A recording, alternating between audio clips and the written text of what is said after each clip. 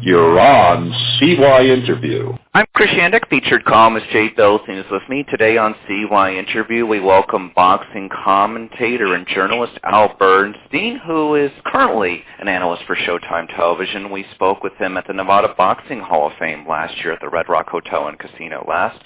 Al, thanks for joining us again on CYInterview. How are you, sir? Good to be with you. Well, I'm doing good. I'm just getting over COVID-19, which unfortunately hit our family in the last month, but now I'm doing better. Well, before getting into anything boxing related, how is everyone doing, and how are you? Oh, good. I'm pretty much symptom-free at this juncture, and my wife, who had to be hospitalized, is much better. She's out of the hospital, and so we're, like so many families in America that dealt with this, we're trying to plot our way through, and looks like we'll have a good ending to it, which is good. Before we get into any boxing topics, Jay, would you like to say anything on this behalf? Well, no. I just I feel badly that you have to go through this challenge, but I'm happy that you guys are coming through it, and hopefully we'll come through this tunnel collectively as a nation and be better for it, and this will be over sooner rather than later. Yeah, I think I was just watching the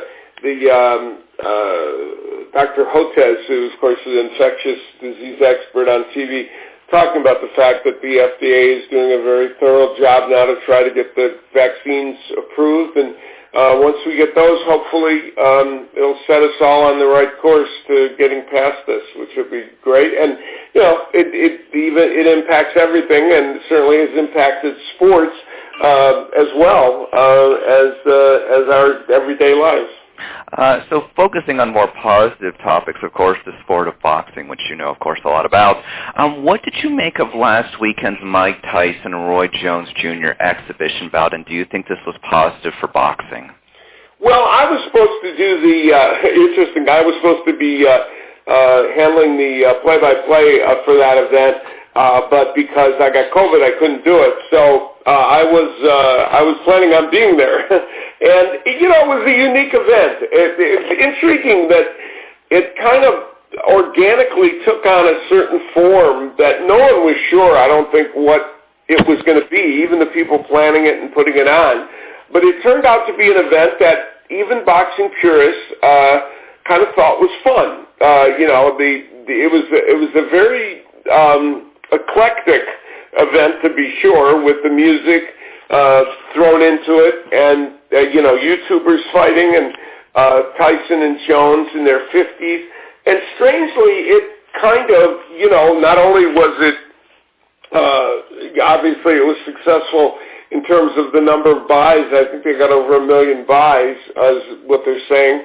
But people they got a kick out of it. Now, what that means for the future and how it'll move forward, I think there'll be another one that I've heard that they're planning in March, which presumably I would be involved in. It's a different and unique kind of event, and people got a kick out of it. What would you like to see from a boxing nostalgia historical standpoint? Who would you like to see get in the ring next for one of these things? Well, it's so funny. I'm sure everybody was looking at it and saying, what would be, assuming that, the concept continues. Obviously, Mike Tyson wants to do it again, and, you can imagine almost anybody. Obviously, Evander Holyfield is now lobbying to be the next opponent, and, that would be fascinating. It would be a logical extension to look and say, well, what about, somebody like Antonio Tarver in a rematch against Glenn Johnson? They're both older. They both fought relatively recently in terms of maybe 5 or 6 years ago. And under these circumstances with bigger gloves and 2-minute rounds, would that be safe and would it be okay for them to fight? They're more competitive in terms of probably in terms of being less removed from the sport. So you could probably think of 3 or 4 of those kind of matches. You could take a Carl Froch, who only retired about 4 or 5 years ago, and put him in against some 168-pounder. Probably not Joe Calzaghe because he's older, even though that would, God knows that would generate a lot of interest. So there are options to do this. Whether it's a good long-term idea or not remains to be seen, but for the moment it seems to be something that boxing fans are interested in. Jay? Al, it's funny. Sometimes, you mention boxing purists, and, I spoke to some people who were kind of wringing their hands over this and all, and oh my God, I mean, can you imagine this type of thing? And one of the things I said was, look, everybody loves a circus. And I think back to Ali Marciano, the so-called computerized fight in 1970. We had Ali Inoki, Boxer v. Wrestler in 75. I think we had Wepner and Andre the Giant back then. We had Conor McGregor and Floyd Mayweather Jr. much more recently. These type of things are, I think you put it well. I mean, they draw the public's interest. I think it's a general positive for boxing. Do you contextualize it in the same way as the kind of events I just mentioned? Yeah, I think probably that's true. The point is, there have always been these kinds of events that cross over and are different, and I think that they're one-offs. They're not. That's why I guess I didn't really answer the question before that about whether it's good or bad for boxing. At the end of the day, I don't think it has any genuine impact. Other than to be the event that it is. These are, when I was doing the McGregor Mayweather fight, I was asked is it good or bad for boxing, and I said it's a one-off event. Now, it actually turned out to be good for boxing because it brought probably some MMA fans, even though there are many fans that are both MMA and boxing fans, but I think that particular bout may have brought additional MMA fans to the sport. But in general, these kind of events, I think, are one-offs that have a shelf life of their own and, in the end, are not going to impact boxing that much, good or bad. I happen to think the best thing that's happened to boxing in a long time is a competitive and interesting heavyweight division. Tyson Fury, Deontay Wilder, Anthony Joshua, the surprise of Andy Ruiz and so forth. But one of the things I feel is that boxing hasn't grown with the times. I mean, I remember, I don't remember exactly what year it was, maybe back in the 1970s when the cruiserweight division was first introduced, because the powers that be understood, hey, Rocky Marciano may have fought it around 185 and Joe Louis may have fought it around 190, but now we were getting, guys in there, 6'3", between, 207 to 220 and so forth, Foreman, Ali, Ronnie Lyle, Kenny Norton and so forth. These were simply bigger men. And one of the things I've seen is that it appears to me boxing, it's time for some more weight divisions. I don't know if you agree or not, but, I think... No, absolutely not. Absolutely not. They did add a Bridger weight division now. Boxing has a lot of weight divisions. They have literally almost every... I mean, if you go from 140 to 147 to 154 to 160, the only place there's a gap is... I mean, if anything, boxing's added too many weight divisions, but there's only a gap in the higher heavyweight, and now that's what I'm talking about. They've created a Bridger weight division now. They moved the cruiserweight division up to 200 pounds, and that was a nod to say, okay, cruiserweight goes up to 200 now. Everything over 200, you're going to compete against each other. They have formed what they call a Bridger weight division, which I think goes up to 220 or something. I recognize that the heavyweights have changed, but I just think that boxing has added so many weight divisions with all these junior and super weight divisions in between that it's created a lot of confusion, and I don't know about more weight divisions. I'm not really a devotee of that. Well, look, under 200 pounds, I certainly agree with you. I'd probably get rid of some divisions under 200 pounds, no doubt. I just think of someone like, I don't know, he was a champion, I guess, what was it, 205, 207, 2005, 2007, Nikolai Valuev, right? 7 feet, almost 330 pounds. I mean, the Klitschko's, big men.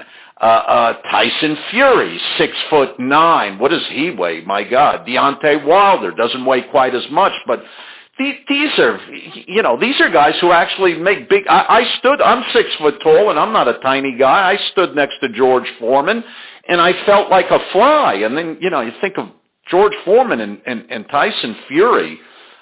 You think there would be some harm in kind of bifurcating the heavyweight division and having an upper or lower?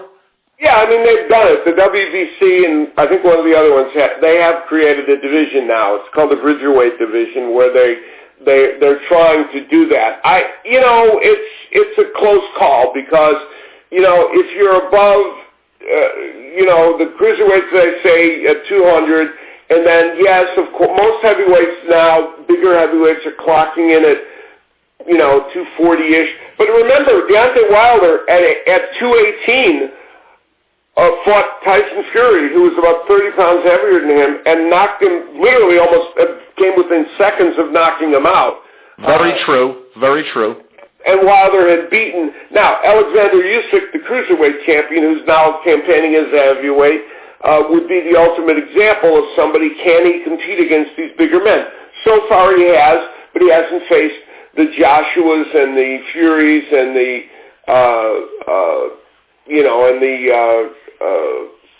Wilders.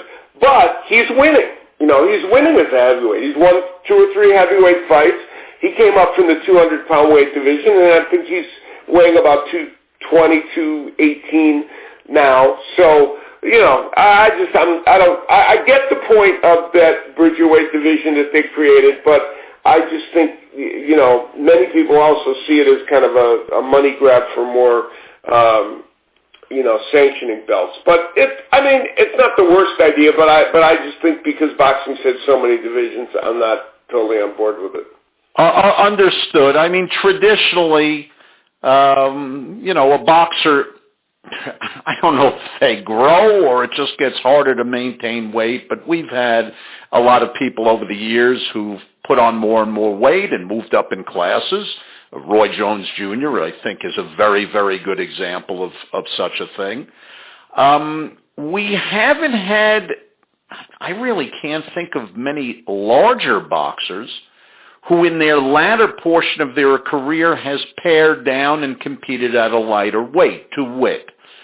Do you think there is any chance at all that if a 220-pound Mike Tyson pared himself down to under 200 pounds or made weight at 200 pounds, that he could be competitive, not at the very, very top of the cruiserweight division, but he could be somewhat competitive against, let's say, people ranked 10 to 20 in the world in the cruiserweight division if he made the weight? And maybe. I don't know. Yeah, I don't know if he could get down to 200. It's been a long time since he was anywhere near that. And my general impression is that this Mike Tyson exercise is not about him fighting competitive boxers. It's about him having these exhibitions. I think he's aware that it would be a real stretch for him to compete against current-day younger boxers, whether they be in a division lower or higher. I think this is more about him doing something different. Understood. What is it? Do you have the inside scoop, Al, on what he will actually make out of this for himself? He says he's given away to charity, but he had a training camp and so forth. Are we to believe that Mike Tyson's going to give every penny of what he made to charity, or is he going to keep something? Yeah, he's one of the things is he's getting a fee to fight, but he's also a part of the promotion. So what he may be doing is giving his fee to charity, which is good and is great, and there may be a way for him to make some profits off his part as management of this Legends Boxing League. So, which would, be wholly appropriate, because if he's giving away his fee to charity, I think that's a noble gesture, and and it's a sizable amount of money.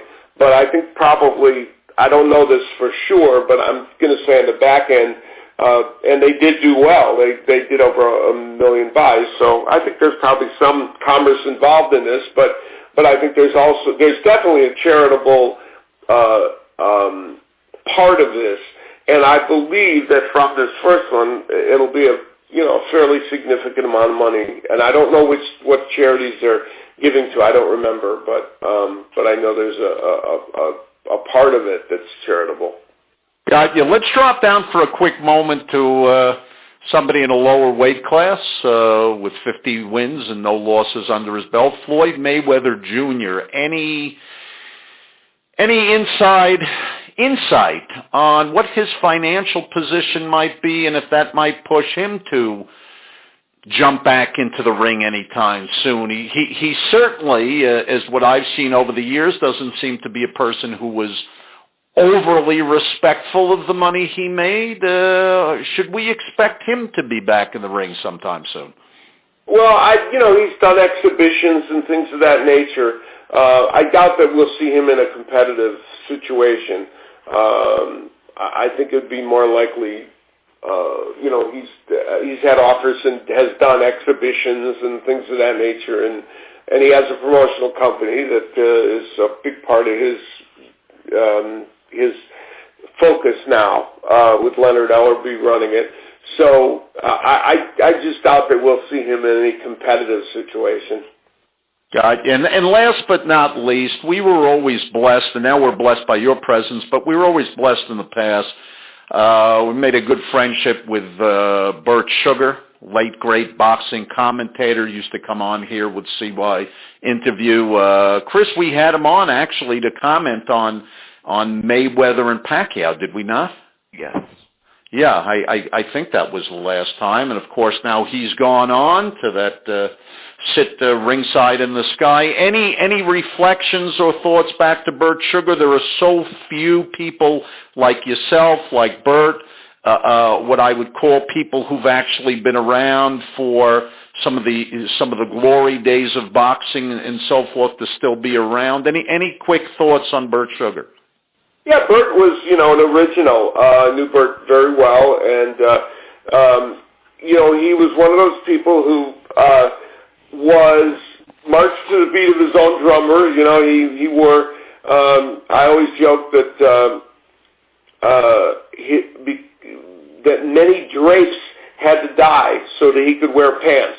I think I heard you say that on one occasion. Yes. Bert had an interesting, and he was never without the hat. But he was, Bert was an interesting guy in that he was not just a boxing. He wrote many books and wrote almost as many books about horse racing and baseball as he did boxing. He was quite the expert on those topics. But clearly boxing was what he was best known for, and he was the boxing historian that held virtually every kind of writing post you could hold, editing magazines like Ring Magazine and a number of others. And so, Bert was a very unique fixture in the boxing world, and, he's missed by many people. Indeed. We had on CYInterview, actually, Chris, you were with him, Ernie Shavers. And if I recall correctly, in one of Bert's books, and I think he told us, he rated Shavers as the hardest puncher in history. I guess certainly the hardest in the heavyweight division, put him above George Foreman. I've heard George Foreman speak and say that nobody punched like Shavers. Do you agree with that, by the way? Yeah, Shavers was a huge puncher. I mean, he could hurt everybody. I mean, he hurt Ali, who it was almost impossible to hurt, and almost had him out. He had Larry Holmes down. He won many, many fights by knockout. He lost some by knockout, which was interesting. Ernie Shavers' career was odd because he lost fights he never should have lost, but yet won many fights that, demonstrating that amazing power he had. And Ernie's a wonderful guy, still comes to boxing events, and I've seen him at the Hall of Fame and other places in recent years, and he's a lovely, lovely guy. Yeah, as a matter of fact, Chris, was it at Caesar's Palace that he was signing autographs? I don't recall the location. It was at Planet Hollywood. It was at Planet Hollywood, and I believe back then, this was a couple of years ago, so was Leon Spinks, was he not? Correct. But I don't know if you have any updates on Leon Spinks. Al, he's not doing too well, is he? No, I know he's had a lot of health issues. I haven't talked to he and his wife for a little while, so I'm not sure how he's doing. I know it's been a little difficult for him, but I'm not sure just where he's at on the health continuum. Gotcha. Well, we're very, very thankful to have you here. We hope you come back. You are... If I can, I'd like to mention... Please. Can get to both my TV show and podcast, Al Bernstein Unplugged. It's on YouTube. It's on all the major podcast platforms, and it's also on about 7 different networks around the United States.